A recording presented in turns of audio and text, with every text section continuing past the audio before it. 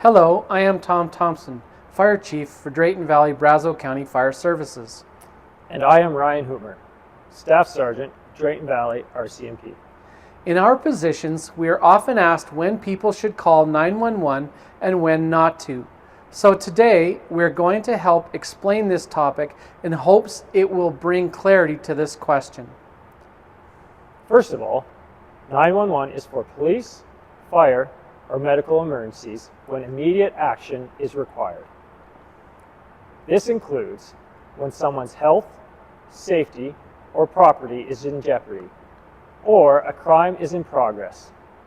Some examples of when to call 911 include events that involve an immediate threat to a person, screams, attacks, gunshots, car accidents with injuries, or any other medical emergency that there is a threat to life or health. A substantive, in-progress crime. This includes fights, break-and-enters if the suspect's on scene, or report of an impaired driver.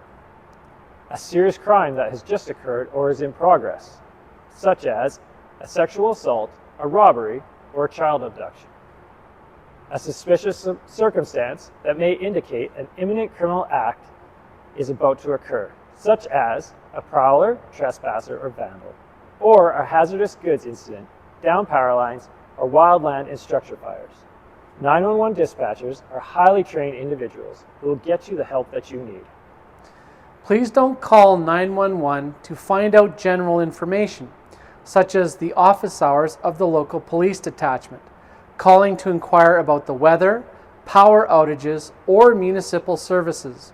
911 dispatchers are not to be used to ask for non-emergency phone numbers, such as the gas company, power company, water and sewer issues, or the court system to fight a ticket.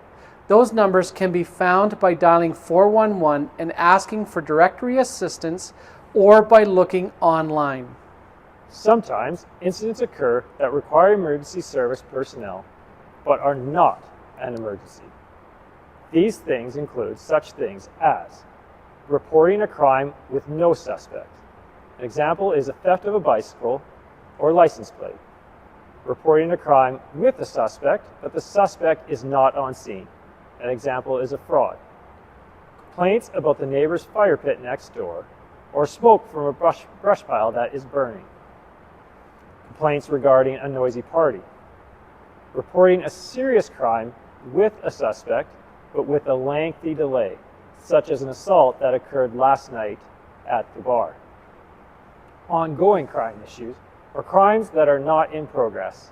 For example, graffiti or ongoing drug dealing with no suspect on scene. These types of incidents can be dealt with by calling the local offices of the agencies that the problem may concern, or going directly to the office during their business hours. At times, it may be confusing on whether to call 911 or not. If you are not sure and it is safe to do so, proceed to the incident to verify if there is indeed a need to call 911. For example, a brush pile at night sends out a very bright orange glow, which may look dangerous in the dark, but in reality, it is not.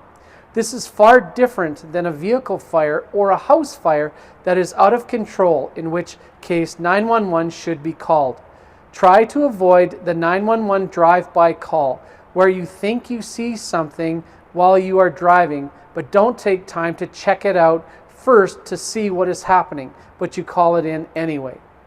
Calling out a fire department, ambulance, or police for a wild goose chase costs money and can be placing people in danger responding needlessly. Many hours of work are lost by volunteer firefighters that go on these chases. If you are making that call to 911, please take time to check it out before making the call. If you don't feel it's safe to get close, stay a safe distance away and monitor what you are seeing or hearing. 911 can be called at that point. If you have called 911, it is a good idea to find a safe place and stay there until emergency personnel arrive on scene.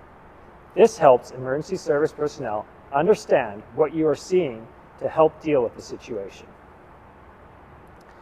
Some additional tips to consider when calling 911.